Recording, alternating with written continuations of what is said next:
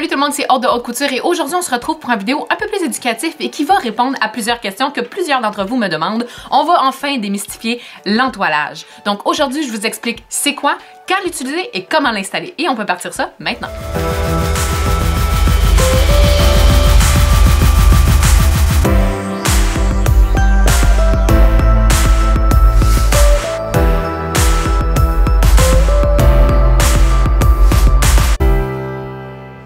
Les deux premières choses à savoir sur l'entoilage, c'est qu'on les utilise à deux moments différents. Quand on veut stabiliser et quand on veut soutenir. Quand on va vouloir venir stabiliser, c'est quand on va venir créer une faiblesse à notre tissu. Que ce soit parce qu'on est venu faire des trous pour poser des boutons pression ou bien des œillets, ou encore quand on a coupé pour pouvoir venir ouvrir nos boutonnières. On va donc venir utiliser l'entoilage dès qu'il va y avoir de la pression et de la tension. Quand on va vouloir venir soutenir, c'est dès qu'on va vouloir donner un petit peu plus de corps. Pour les cols et les poignets, on veut surtout venir donner du corps. Pour la parmenture et les bandes de taille, on veut surtout que ça soutienne. La bande de taille, on va vouloir qu'elle reste toujours à la même place, que notre pantalon ou notre jupe vienne toujours s'asseoir là où il faut. Donc c'est là qu'on va vouloir venir donner du soutien à nos pièces. Habituellement, dans les patrons, on va être capable de savoir exactement quand utiliser notre entoilage, surtout quand vient le temps du soutien et du corps, donc col, poignet, parmenture et bande de taille. Ça va être indiqué sur le patron.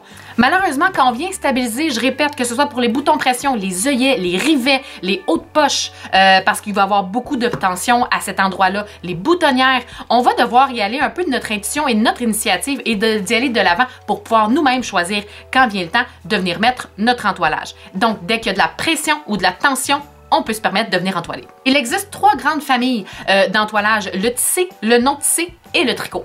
Ça sera pas bien compliqué. Le tissé, on l'utilise quand c'est tissé. Le tricot, on l'utilise quand c'est extensible. Pas toujours obligé de se casser le bicycle. Donc, quand c'est le tissé, on va venir les couper dans le même sens que les pièces de patron où est-ce que c'est indiqué. Et si on veut un petit peu plus de souplesse, on va venir le couper dans le biais. Au même titre que le tricot qu'on va venir utiliser dès qu'on va avoir du tissu qui a de l'extensibilité dedans, on va se fier au sens d'extensibilité de la même façon pour le tissu et pour l'entoilage. Le non-tissé, lui, est un petit peu plus bas de gamme, mais souvent moins cher. Donc, ce qui peut être intéressant, on peut couper les pièces dans n'importe quel sens parce que c'est du pelon, c'est un peu aggloméré, ce qui fait en sorte qu'il n'y a pas vraiment de sens dans notre entoilage. On peut donc couper nos pièces un peu n'importe comment. Ça fait pas un aussi beau résultat, mais pour certains projets et surtout pour les débuts, ça peut être intéressant étant donné que c'est moins dispendieux. Et toutes ces familles, le tissé, le tricot ou le non-tissé, ont l'option d'être thermocollant ou non thermocollant. C'est pas bien compliqué, encore une fois. Le thermocollant vient se poser avec la chaleur, donc avec un fer à repasser.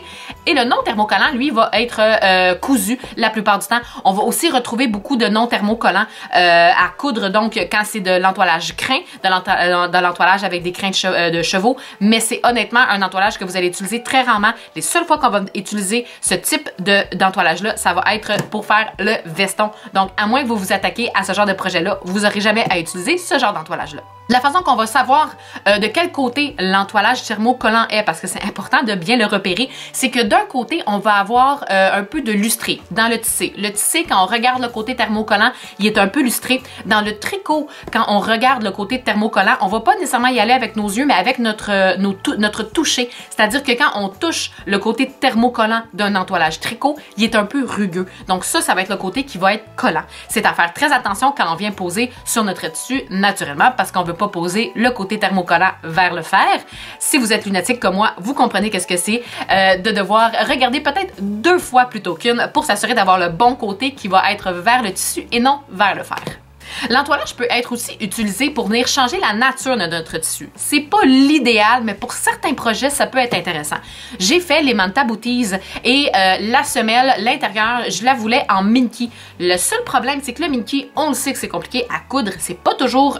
ça n'écoute pas toujours ce qu'on a envie de faire et je devais le coudre avec une semelle qui était antidérapante, donc non extensible, et le minky, lui, ça s'étire comme bon lui semble. Fait que j'ai entoilé ma partie semelle en minky avec mon entoilage tissé, ce qui a fait en sorte que mon minky s'étirait beaucoup moins. Ça a été beaucoup plus facile de venir coudre avec ma semelle antidérapante et ma couture s'est faite sans casse-tête et je me suis arraché aucun cheveu.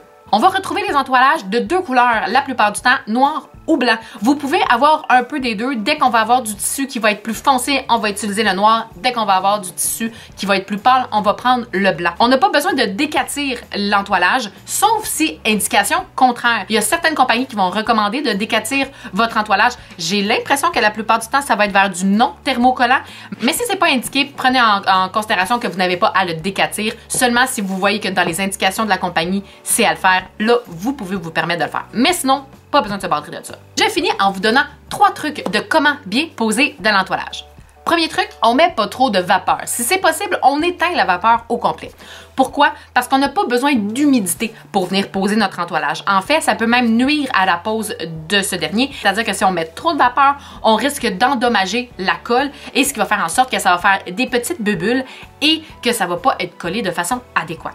On veut aussi naturellement que le fer soit assez chaud et dans certains cas, les fers, quand on leur demande de produire de la vapeur, ils sont pas capables d'aller au maximum de leur chaleur. Si on coupe la vapeur, ils vont être capables d'être plus chauds. Donc, on va peut-être prendre plus de temps pour le faire, mais on va s'assurer par exemple que ça va être collé à la perfection. Deuxième truc très important, on ne glisse pas le fer quand on vient poser notre entoilage. On dépose notre fer sur la pièce. Dès qu'on va avoir bien thermocollé un endroit précis de notre pièce, on lève le fer, on le déplace et on le remet ailleurs. On ne glisse pas le fer pour se déplacer d'un bout à l'autre de notre pièce parce que tout ce qu'on risque de faire, surtout dans le tricot, c'est de déformer notre pièce. Et si jamais on est en train d'entoiler une pièce de parmenture, que ce soit en tricot ou en tissé, on va avoir des grandes courbes, donc dans le biais, donc plus souple, donc qui se déforme plus facilement. Donc de grâce, s'il vous plaît, ne glissez pas votre fer, levez votre fer pour pouvoir aller thermocoller toute votre pièce au complet. Le troisième truc, ça va être d'entoiler en bloc, c'est-à-dire que vous allez couper une fois votre tissu déjà entoilé. Tout en essayant d'économiser le plus de tissu possible. Placez vos pièces de patron sur votre tissu et vous allez pouvoir voir c'est quelle grandeur vous allez avoir besoin de votre tissu pour pouvoir éventuellement couper ces pièces-là. Vous allez couper grossièrement une pièce, un gros rectangle où est-ce qu'il va avoir assez de place pour pouvoir couper toute votre pièce. Je répète qu'on essaie d'économiser le plus de tissu possible quand on vient faire ça. Et le rectangle que vous allez avoir coupé, vous allez tout de suite aller l'entoiler.